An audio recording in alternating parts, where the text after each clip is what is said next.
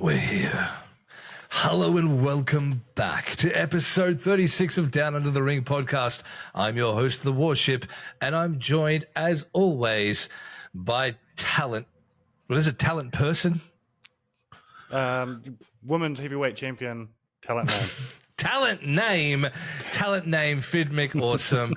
Welcome into this show, guys. We've got so much to talk about today. We've got Clash of the Castle to talk about. We've got Seth freaking Rollins to talk about. We've got the Alpha Academy to talk about. And, you know, there's that whole Wyatt SICK6 thing that happened today. It is crazy. Not to mention, you know, things like TNA, the merger that we've got going on there. There's literally, it is the big, massive week of wrestling. Even though we're in Corpus Christi today, it felt like an absolute banger of a show. Phid, how you going? Oh, bro, going well this week. Look, we're only, 4 days into the wrestling week, because for me, the wrestling week starts on Saturday here in Australia. Mm-hmm.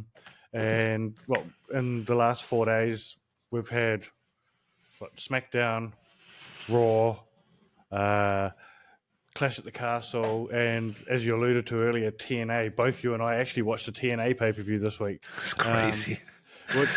I think it's amazing. It says a lot about what's going on at the moment between WWE and TNA. The fact that we paid money to watch a TNA pay-per-view. Wanted to see one.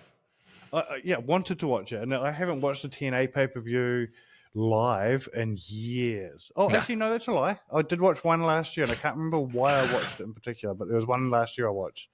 It's a bit of a whipping boy, right, though, TNA? We've always kind of, TNA, come on, get in there, son. Like, a lot of high hopes for it, but really, at the end of the day, it's not one of the big ones, right? So we've kind of always had that vibe with TNA.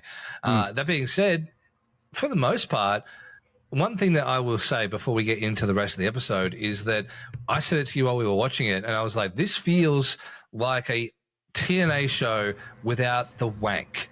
Like, it feels like a TNA show without the BS. Now, that's without the Hulk Hogan. That's without the wacky camera angles. That just those really big sweeping ones. I don't know what they did. I think they must have had like a massive camera arm, and they went from one side of the building to the other, and it was always like, woo, like check us out, like, oh, it's crazy, like that whole thing. We've invested in the boom arm. We need to use the boom arm at all times.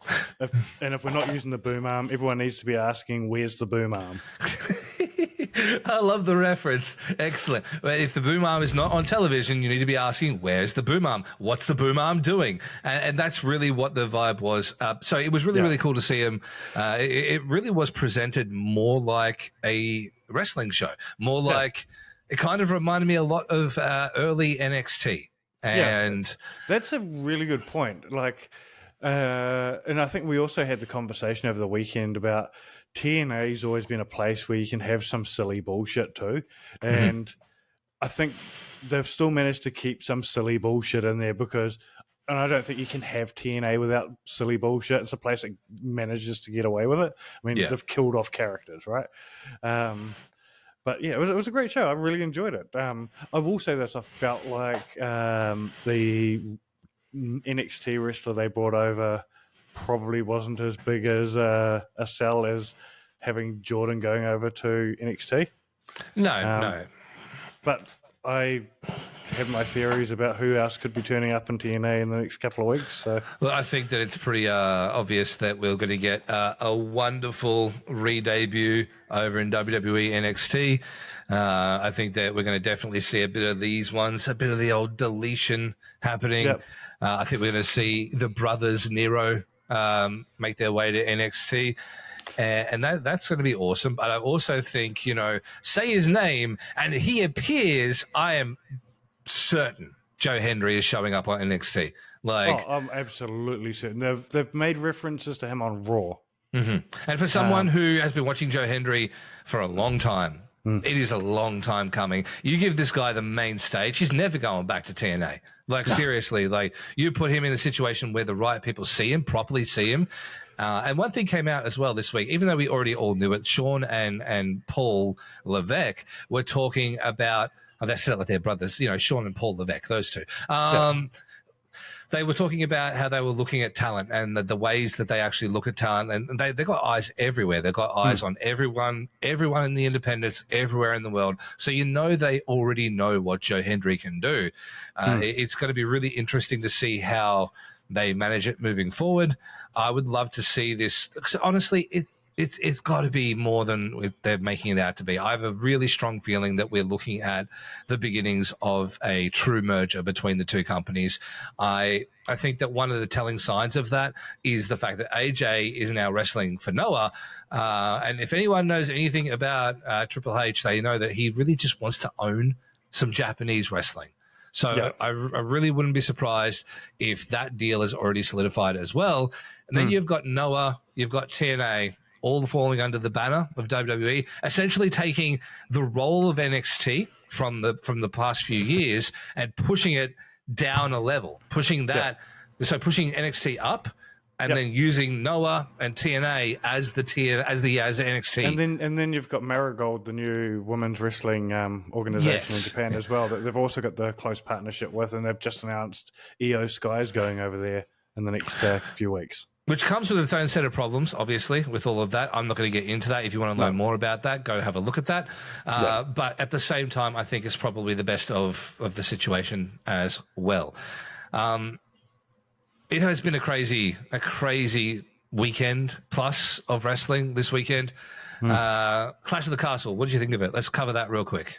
Clash of the Castle. I will say I think they did the right thing by the Scottish girlies by putting the tag titles on them. Although that did sort of, in my mind, transmit how the ending of the pay-per-view was going to go. The fact that we got a big Scottish win early on in the piece. I'm kind of gutted that they didn't put the women's title on Piper Niven. Yeah, on Piper. Yeah. I think Viper that would have been Doudrop. an amazing moment. I think that would have been an amazing moment. Yeah, I would agree with you too. That being said, watching the match, I love and respect everything that Viper / Piper / Doudrop does. But there were a lot of situations where they didn't gel very well. That match wasn't what I would call a good match. Now, I don't think that's entirely anyone's fault at all. I just think that Bailey's used to working a style where Bailey is the bigger person. And that was not the case here. So there were a couple of miscommunications. It was still a really good match, but it probably, if it had have gone that way, that would have telegraphed, for me at least, the rest of the night 1,000,000%, because you weren't going to get 3 wins out of that. What did you think of the Universal title match? Did not like the finish.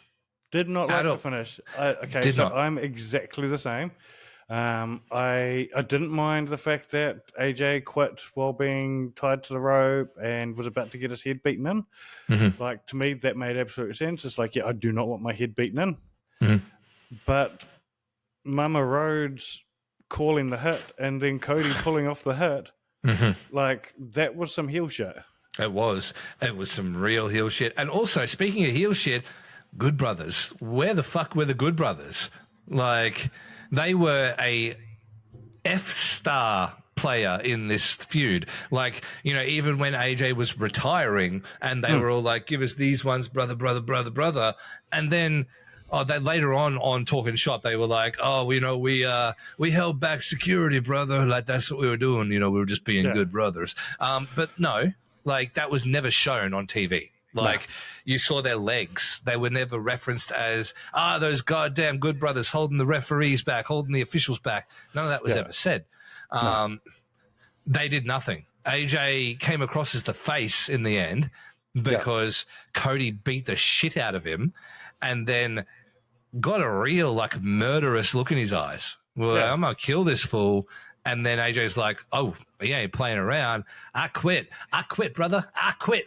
And that was it. And then, even so, he's defenseless. He's handcuffed to the ropes. Yep. He's defenseless. And then Mama Rhodes is like, these ones. And then Cody just goes, bang, and just kills AJ again. Like, it didn't make any sense. I get the whole, hard times, baby. Like, I get, like that whole, like, that story of Cody.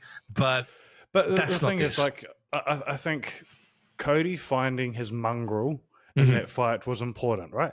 Mhm. And him getting driven to the point of, right, I'm going to beat the shit out of you with a set of stairs while you're handcuffed to the bottom rope. That made sense to me, because it's like, the only way I'm going to beat this dude is by finding that mongrel inside of me. That made sense. But at the point where AJ quit, it should have been like, oh, thank fuck, I don't have to do this. Yeah, I can pull away from that now, and I can don't pull away. have to, I'm a good guy. I feel really bad. I was going to do that. I don't have to murder you. I know that you really, if you think about it, what did AJ do? What did AJ do? He beat him up once, and he was a little bit mean in the way that he tricked AJ into thinking he was going to retire. What did he do? He wasn't threatening his mum, except in the match with the chair, but he wasn't like, there was no like violence to it. It was just like, hey, I want a match real bad. Give me one. Yeah. And then that's what happened. And that's it. So why is Cody all of a sudden digging into a place that he didn't even use on Roman? Yeah. Like, that makes zero sense to me. I like the rest of the thing. I really liked the match in general, but there were just moments that made no sense. I would have loved to have seen AJ twat Mama Rose with a chair. like, obviously it would never happen, but like, then that's reason. Then Cody absolutely can kill. Like, you hit my mum. Now you're fair game. Yeah. But without that, I have to hit you, or else I look like a bitch. Yeah. Well, otherwise, he just looks like a massive heel now, and I don't like that. I think it's dumb. Talking about massive heels, though, what did you think of the main event? Damian Priest showed up, and like, everybody, including me, including you, we're all like, look, El Campeón is probably his last night as champion. Like, it's probably where the story ends for now. He's going to go back and do some stuff with the Judgment Day, feud with Finn, and then build himself back up, get the win down the road. Finn versus Priest for one of the championships. That's where we're going. That was a banger of a match, though. It was a great match, except for the botch, which was serious, like very, very serious. I'm surprised that he walked away with no relative injury. The match was awesome. There was a lot of like really high octane stuff. Drew looked like he won. For those who didn't see it, Priest got caught in the ropes, Mick Foley style, Hangman style, except with his foot. And it was brutal. He hit his head and shoulders on the apron when he went over. Didn't go over, didn't release, got stuck. Credit to Drew. Started to kick the shit out of him when he was stuck in the ropes. No one does that. No one ever does that. So credit to Drew for that. He obviously was like, pal. And then he was okay, and then just made a thing out of it for a bit. Priest manages to hit a top rope Hurricanrana near the end of the match. As he does that, Drew rolls through, hits the Claymore, gets about a 50 count, and then as he's there getting the 10 count, like, the referee's been bumped earlier in the match, and it was a really good bump too, I have to say. Really that was cool. A good ref bump, because he went to get in the corner, typical, oh, I'm a referee, and a little gust of wind murders me. The referee's like, nah, fuck that. Jumps out of the ring just in time, is recovering, gets back up on the ring just in time to get knocked off, and he eats shit on the apron, eats shit on the guardrail. It's really, really good. So he's down. Drew hits the Claymore, 10 count at least. New referee slides in. Second, the new referee slides in with a fucking long sleeve shirt. I'm like, and a pair of Chicago Jordans. A pair of red Chicago Jordans. One, two, and then he pulls the pose, the cemetery pose. There's these ones, and he's like, like that. Now, obviously, it pisses Drew off. Gets up, grabs Punk. I don't understand that at all. Grabs Punk, pushes him into the corner. Punk twats him in the dick, hits him with the big low blow, turns around in the south of heaven. 1, 2, 3. Awesome, good things set up for it. I'm really happy with the way that it went down. It made Priest look awesome. It made Drew justified in his anger because he won. He got the win. There was no way out of that. Again at Clash at the Castle, he was like. And so now we're in a situation where Drew is justified here. But I still don't think that turns CM Punk heel. Okay, so this is a really interesting one. I think I've gone back and forth on what I thought of this finish. The emotional fan finish reaction was, motherfucker. Like, I wanted Drew to get this. But then I'm also like, oh, that's perfect. Like, the fact you've got that emotion out of me, perfect. That's the right answer. Right? And you've even seen, like, reports of people literally fighting in the car park over this, like, because of Scotland.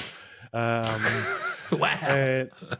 And so I'm now like, this is brilliant. This feud can go on for months. And I love the fact that CM Punk has said, I'm going to continue to do this to Drew as long as I'm with this company. He is never going to get a world title. He will never be the world champion as long as I'm here. And that's wild. Like, what a claim to make. Yeah, like that's not a claim he can keep, I don't think. Like, no. But it's really doing some vengeful shit. And I kind of like this version of Punk because I've always said I like heel Punk. I like chip on his shoulder heel Punk. Fucking asshole Punk. But I like this version of Punk because he's not a good guy, but he's not a bad guy. He's an asshole, but he's also a good asshole. Like, he's just Punk. Like, I don't even want to call him a tweener. He's Punk. No. And I think this is probably the truest form of CM Punk. I think CM Punk's probably a genuine nice guy to people he likes. I think he's genuinely an asshole to everybody else. Exactly. So, and I think this is going to be an amazing version of Punk moving forward. And I think this rivalry is going to be so fucking good. Yeah, I think we're just at the beginning now. Yeah. And I don't think we need a world title in this story. Not now. Not yet. No, not yet. And the fact that they've made it a part of the storyline is he's not going to get a world title. It's like, brilliant. You're not going to get a world title. It means Punk isn't going to get a world title. We don't need Punk to have a world title. No, I think we're at a spot now where we've got Gunther will be in the mix. Yep. We've got a returning Seth freaking Rollins, which we'll talk about shortly, in the mix. There's a bunch of reasons why we don't need that belt around either one of them, like right now. So I think that we're in a really good spot with it. I'm really excited to see what happens from here. But at the end of the day, I think the feud is just beginning. And, what that was shown to us today on Raw, obviously we'll get into all of that, but Drew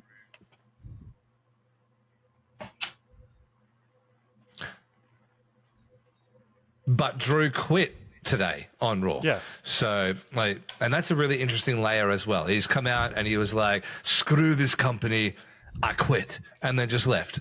And do you know what? I'm going to go right back to what we were talking about at the top of the show. I reckon Drew Galloway is going to turn up on TNA. Yep, I can see it. I can see him going there. And look, you could even run Punk and Drew on TNA, like, if you wanted. Absolutely, you could. But, I mean, this is some dream booking here. Have Drew go away for a few weeks. Have him legitimately disappear for a few weeks. Maybe even a couple of weeks, because you probably don't want to drag it out too long. We've got Punk on SmackDown this week. He's going to come and talk shit about Drew and you little crybaby bitch going home. Where, all that. People give me shit about picking up my ball and walking home. Yeah, but you've just done the same thing. Who's the hypocrite now? Yeah. And I have no doubt that that's where the story's going to go. Yeah. But give it a couple of weeks and then have Drew Galloway turn up on TNA and be like, the full of hypocrites and liars and blah, blah, blah, blah, blah. And shit, you could even have not just Drew turn up in TNA. Drew could turn up in TNA with a new manager. Yep. And I could think of just one person, and he's got some bad news. I've got some real bad news for TNA. I'm afraid I've got some bad news. Yeah, I can see that. On the converse there, on the opposing of that. Yep. I think Drew, and I heard this maybe on Wrestle Talk. I was listening to it and I was like, ooh. And the more I thought about it, the more I like it. Because I've been saying it for months. We've both been saying it for months. I think Drew wins Money in the Bank. I like that. But they expanded on that because we said that months ago, right? Because he's been such a dick about it, and it's for weak people. No one deserves it if they win, and then he lost because of it. Yeah. I could see him winning Money in the Bank and not touching it until Money in the Bank the following year. And Hold on cashing to it for a in year. on the day, never bringing it out with him, never referencing it again. But he's Mr. Money in the Bank. Just it disappears from the world. Yeah. And then because he doesn't want it. But then he turns into the biggest hypocrite. Say Money in the Bank next year, CM Punk versus Seth Rollins. CM Punk wins the world championship. Drew McIntyre's music hits. Amazing.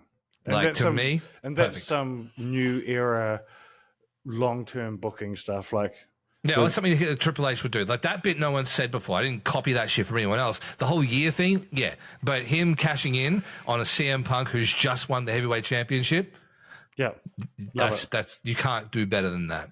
yeah.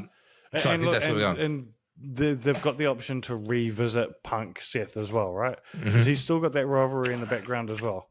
Basically, almost everybody that was in that ring at Survivor Series has a bone to pick with him.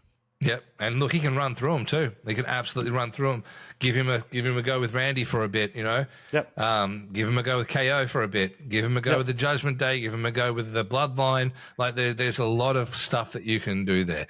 So I think as this all evolves, we're going to see Drew maybe not take a step back, but maybe reassess what he's doing. You know, he could take the Money in the Bank and leave for TNA. Yeah. You know.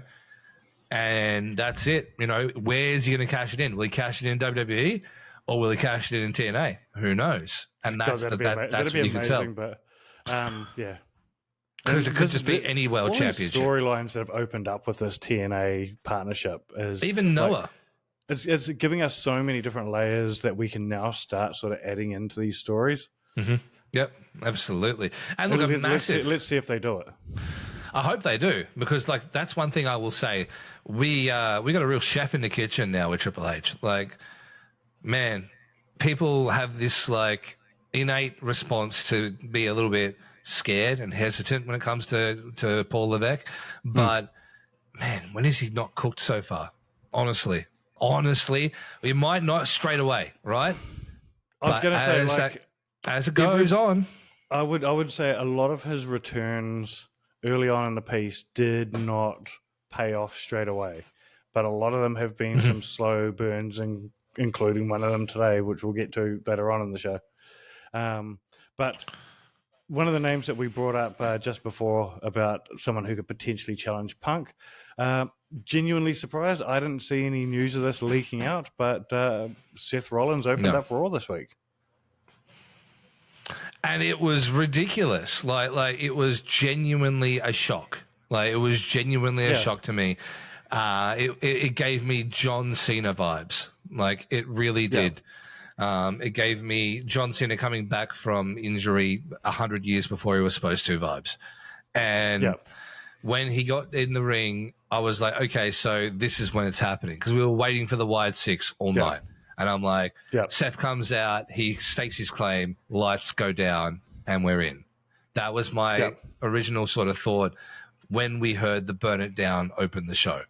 Because for those who don't know, there was a timer on that website that was counting down to the start of Raw.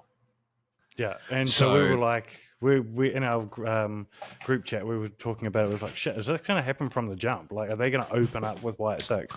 And we got the glitches and stuff in the intro, and that was it. I think there might have been a couple. I got of a little bit pissy glitches about that too. I was like, you again?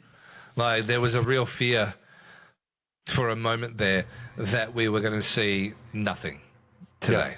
Like, nothing. And that would have pissed me off. It would have pissed all of us off. So, but yeah, Seth comes out. He's got his beard all shaved off. He's looking a little bit healthier, a little bit happier. He challenges Damian Priest. Damian Priest comes out and he says, hey, man, you don't have to go to the back of the line. Why don't we just fucking fight Money in the Bank? Yep. Like, why don't we just fucking do it? You know, because Seth coming out, he's like, I'm gonna climb the ladder. I'm gonna do it. And he's like, bro, don't do that. Don't worry about it. Let's just wrestle. Yeah, let's just do it. And you raised a really good point on this one as well, right? Is Damian Priest, and we've talked about it plenty of times, is Damian Priest has not really had a shot at feeling like the champ we want to win since he's had that title. No. But Seth coming back instantly has changed our opinion on that, because all of a sudden we're like, we don't want Seth back with the title. No. Like, Seth held that title for months. We don't need him to have that title again. So this here is some great booking, purely from a psychology point of view of getting the fans to get behind Damien. Automatically flips the script. Automatically does, because when he came out and it started and then the challenge was accepted, I'm like, fuck, I don't want to see this match again. Like, but if I do, I want to see Damien win. Like, I want to see him win. But 4 days ago, I'm like, it's time for Damian Priest to lose the championship. Yeah. And they've done a really good job of flipping that script. Yeah, absolutely. So I'm really looking forward to this. Hopefully that they can do some more smart booking with Damien give him a couple of more months, I reckon, to make him feel like he was a legitimate champ, as he's been saying himself, fucking people have been talking about him being a paper champion. People are talking about him being transitional. Yeah. Make him not feel like that. And hopefully the next couple of months they can give us that vibe. Because, I mean, what do we got? We've got Money in the Bank, and then a couple of weeks later we've got Bash at Berlin, and then SummerSlam. Yeah. So I reckon you've got a good couple of PLEs there to really make him look strong before SummerSlam. Have Gunther win a number one contendership at Bash at Berlin. Yep.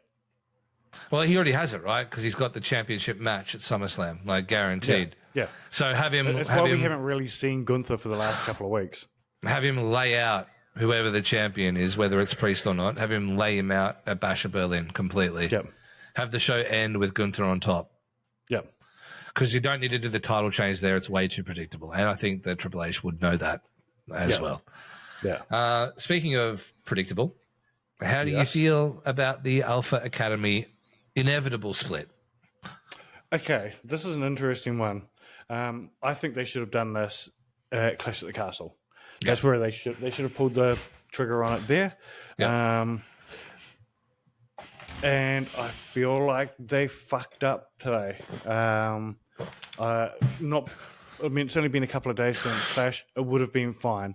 However, the initial turning of Otis against Chad was not impactful enough. It would have been so much more impactful on the pay-per-view.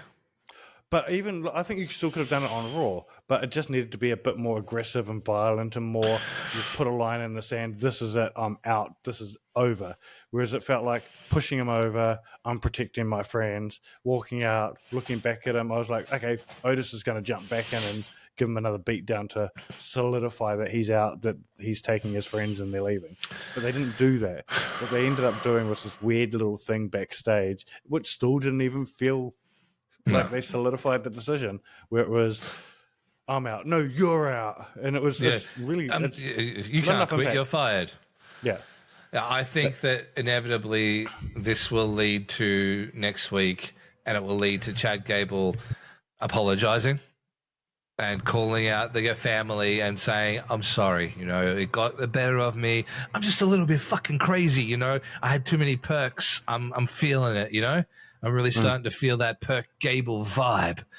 Yeah. And then Alpha Academy will get jumped by Team Gable. And that will be the Brutai and Julius Creed. Yeah. I think that next week will be the catalyst for full heel Gable. Because they will decimate the entire Alpha Academy. And it will be under the guise of Chad being genuine. He might even have a moment where he puts his hand on Otis and he cries and he hugs him and there's all of this passion, and then bang, Maxine Dupree gets punched in the head. Yeah. And that's where it starts. I think that I can almost guarantee that's going to happen next week. And I'd love to see Tozawa come back as a killer. Oh, yeah. But Tozawa's almost too far gone now. We're getting into R-Truth territory with Tozawa. Yeah. That's actually a really good point. Do you think it's too far gone for us to be able to have a serious Tozawa again? I think that Tozawa, and not to, pigeonhole race, I think that Tozawa was a real serious wrestler, much in the way that Kenta was. And then when WWE-ified Kenta, he became shithouse. Yeah. Since then, upon leaving the majors and going back to the indies, has returned to being a killer.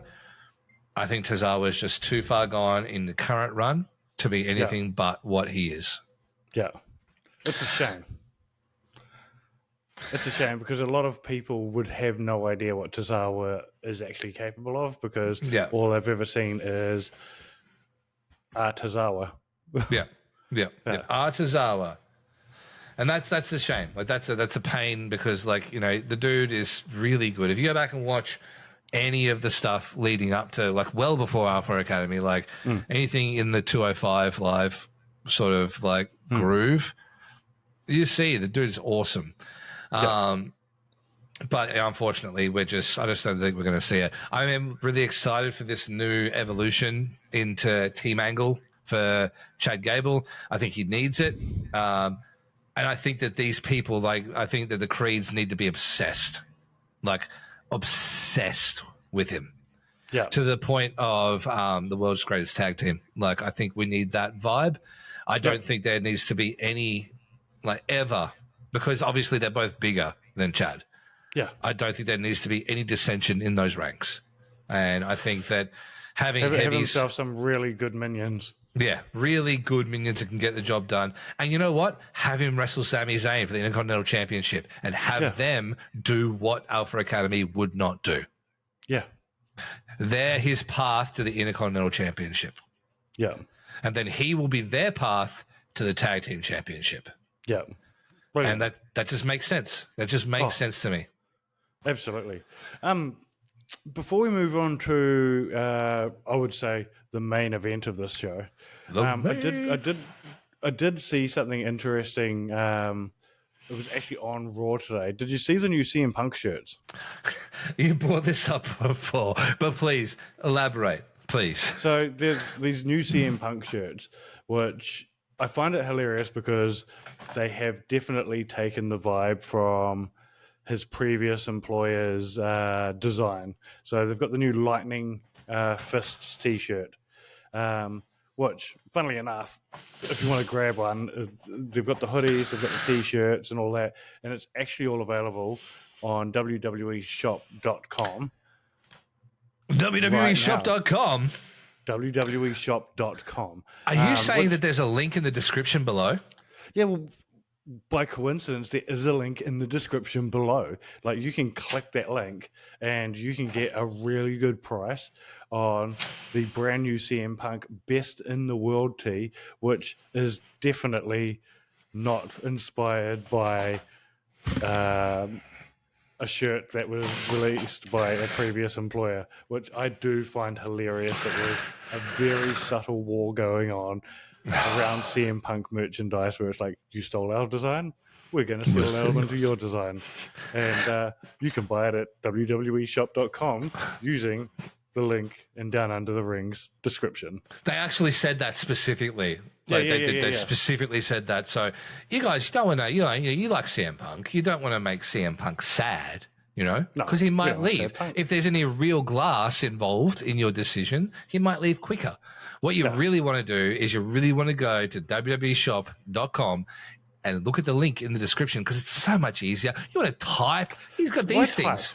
Look at this. Look at this. I can't even do it no more proper. Huh. Why type when you can click? Just like this. Just a little. Exactly. Just a little click like this. And you know what else? Clicking that link and buying some merch, it helps your boys out. So help your boys out. Get yourself some merch that you probably already wanted anyway. So, I mean, look in my eyes. What do you see? There's a link in the description for WWE.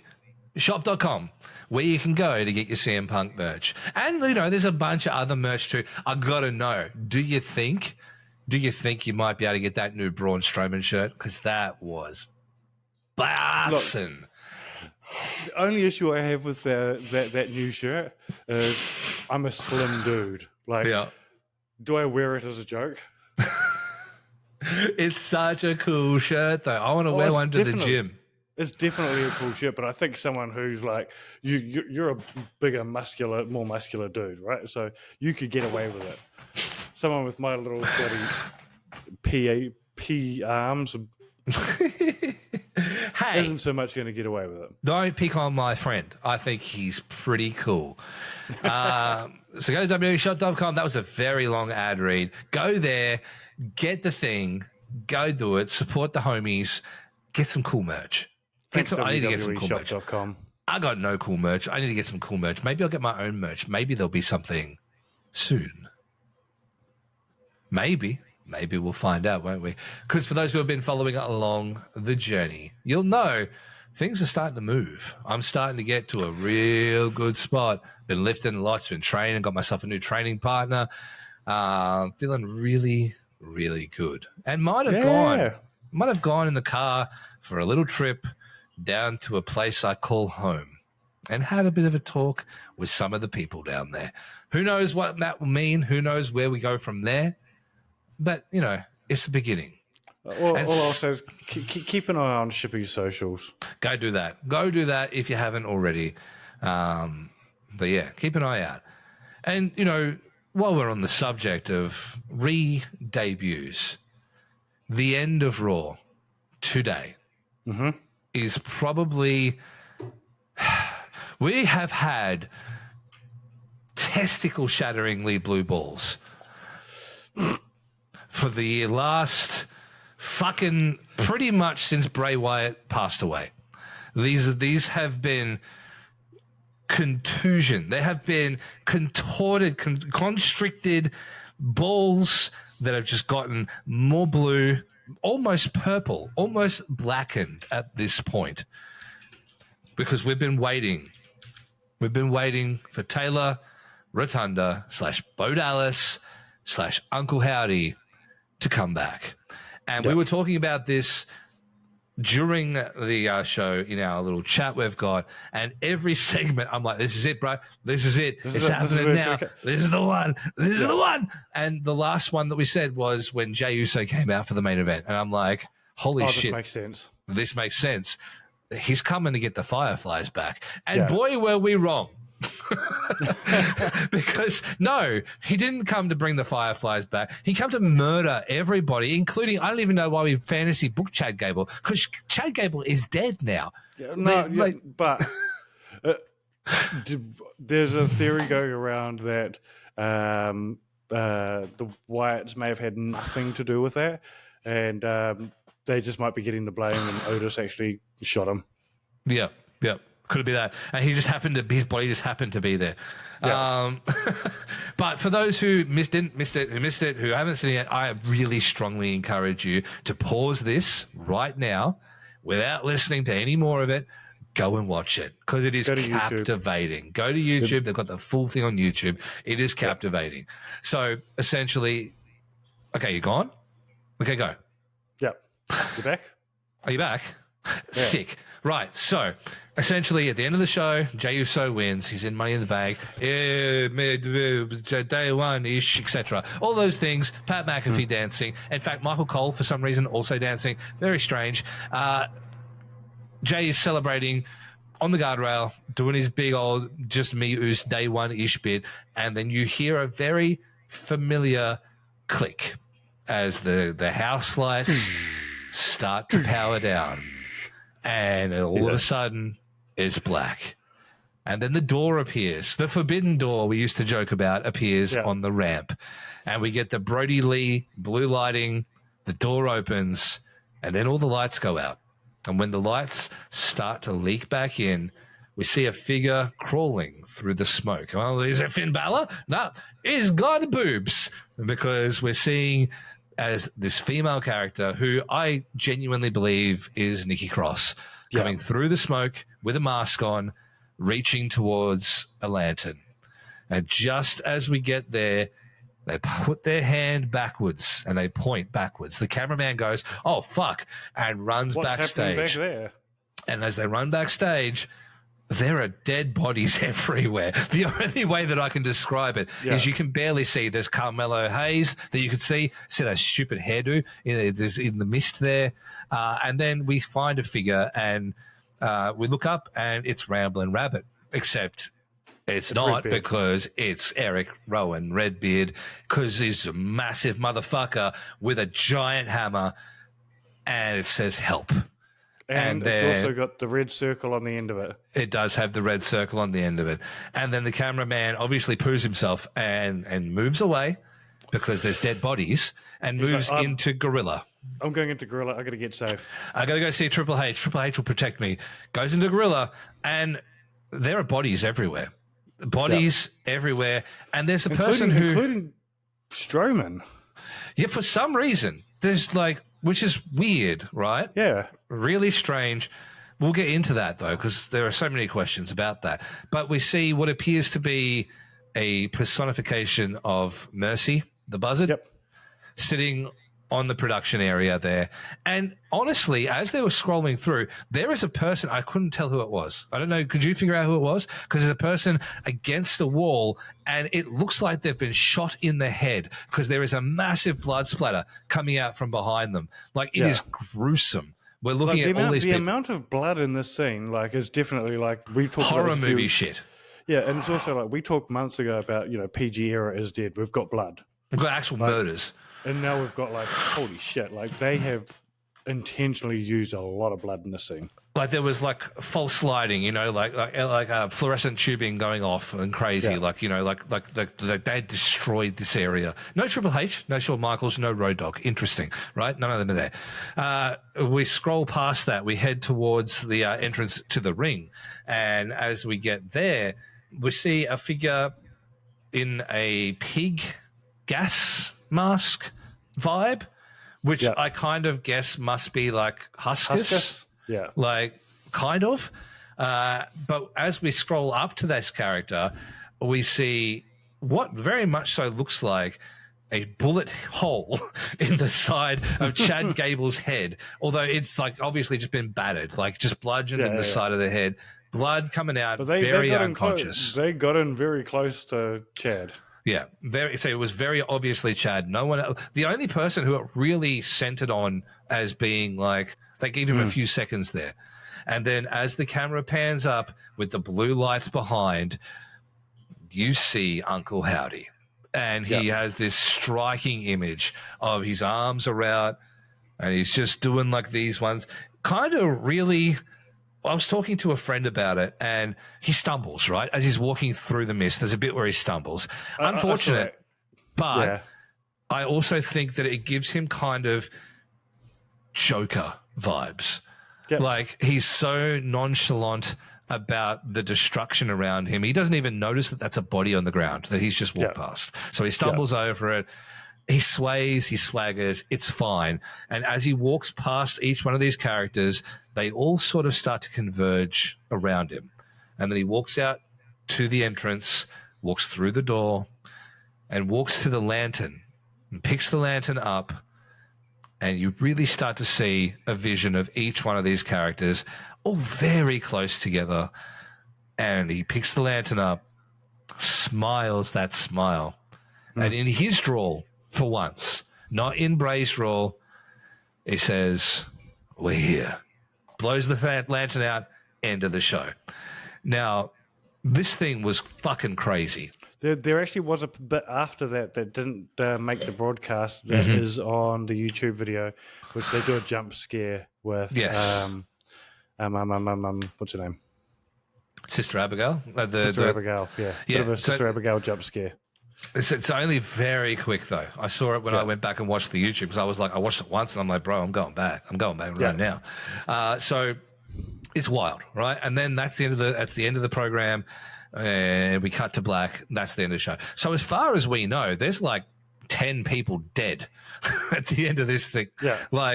And this is a massive debut because there was a lot of concern about Taylor's ability to be as powerful as his brother.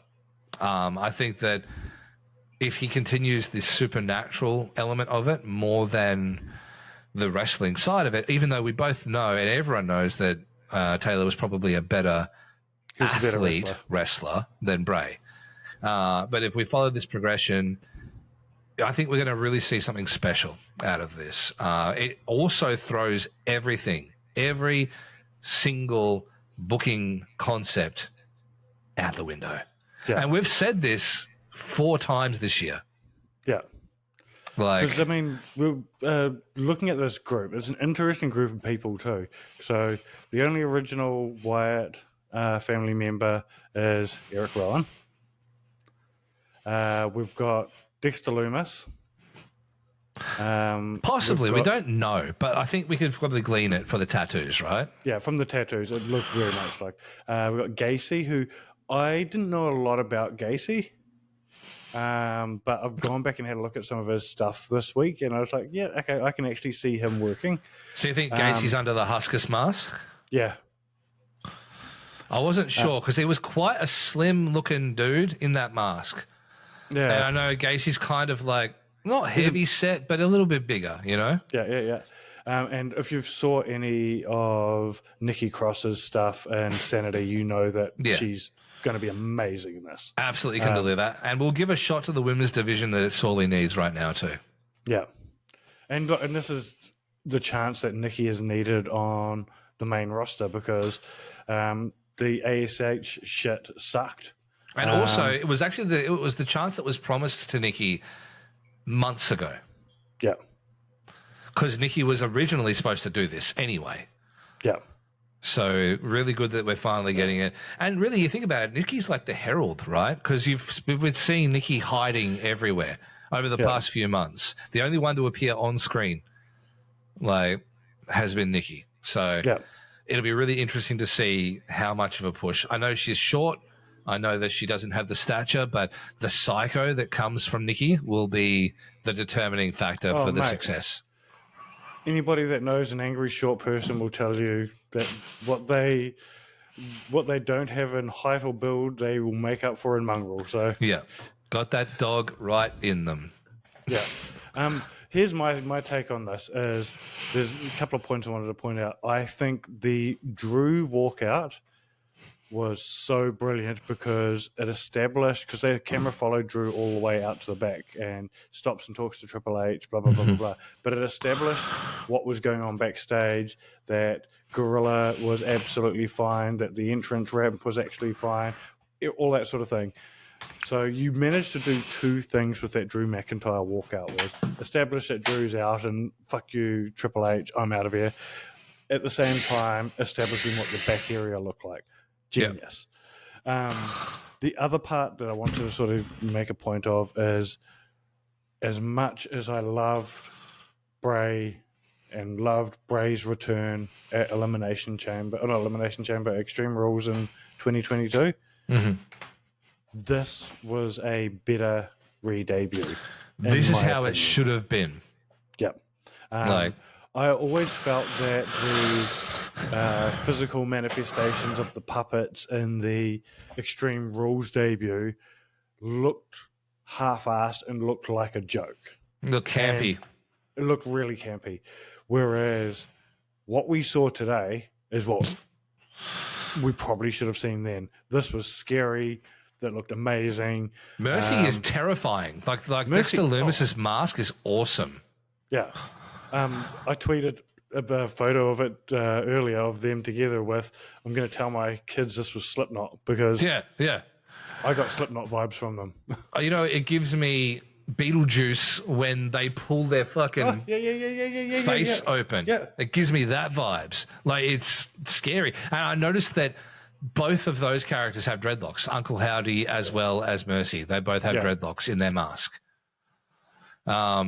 Did Howdy have dreads last time? No. Howdy had grey hair. Yeah. So, they've given Howdy dreadlocks. They've also, he's wearing one of glove-like Brays, but he's not wearing one on the other hand. And instead of saying, like, hurt or heal, it actually says Bray, which is a really cool touch. So there's there's all these little nods to Bray, which I love. Like the mockingbird in the logo and everything like that too, right? Yeah, exactly. I do hope and we said this last week, I hope that's the last we see of the Lantern. Yeah. I don't want them to lean into Bray too hard. Like, yes, they're doing this for Bray. I have no doubt that the story that they're about to tell is probably the story Bray wrote. Yeah. But I don't want them to have to rely on all of Bray's gimmicks to make it happen. I wouldn't hate it if he came out with it as like a prop, but I don't think we need the same theatrics every time. And I don't want him to be like, man, like when I was thinking about my brother's death, man, I just, he doesn't need to be Bray Wyatt. No. And I think that's like something just to keep in mind. That being said, this was close enough to flawless for me. Oh, absolutely. Like everything about it was super special. And it really... It was almost like a goodbye and a hello at the same time, Oh, absolutely. Because you had the shatter, that doom, doom, doom, like music in the background. You really got like the vibe of Bray. Like it almost seemed like when we first saw Howdy that we saw Bray, because it was the same kind of jacket, the same kind of posing, all of it, Yeah. And also, quick shout out too, Taylor's mask now is sick. Because it's like, it's only cheeks. It stops here. And then you've got the mask painted below it. So he can talk and do all the things. It's really cool. It gives me mad Anonymous vibes, though. And usually I'd be mad at someone stealing my gimmick. But I really like this. So I think it's really, really well done. I'm really excited for it. I'm really excited for this entire thing. Now they've nailed the debut. Here's hoping that they can stick the landing on this and tell some really good stories. There's a rumor going around that, and I think it was Fightful reported this, was they're going to have this faction more grounded in reality than in supernatural stuff, which I'm kind of glad. One thing that was always pointed out, and I think Seth Rollins pointed out in an interview after Bray got released, was the downside of Bray and the supernatural stuff is nobody came out of a feud with Bray looking any better. No. It was very hard to book around. So having it a bit more grounded in reality, I think, makes it way better. The other thing I did want to say is I hope they keep Seth away from them, because I don't think we need to have a rego of that. No, keep Seth away from them. I don't want them doing anything. Maybe you could rehash LA Knight. Maybe. I mean, he's not fucking doing anything. No, but I feel like it might drag him down as well. I'm interested to see what they do with Braun, because I would have assumed Braun would be part of it. I was speaking to a mate about this as well. And what was Braun's first mask? The Black Sheep. He's a lost lamb now. Yeah. So to find his way back, that will be his story, I think, from here, because he's doing nothing either. I feel like we will see him come back for revenge, but be hesitant about it. Maybe he'll rush the ring while the Wyatt Six are in the ring, and then he won't be able to do it. He won't be able to do it because, he sees Bray in Taylor. Yeah. And I think that the story we will end up seeing will be based heavily in that for Braun. I do not know where we go from here, though. I honestly don't. And I'm excited for it. Do you think they will add a sixth member to make it into a six, or are they going to keep that last spot for Bray? It's hard to say at this point. Again, I've been talking about this ever since it happened. One of the other things that we talked about was, what about if Ricochet isn't gone, right? What about if he's not gone? Now, the theory about this, there's credence to this, is what did Bray do to everybody Bray fought? Where's the Fiend? Sent them to hell.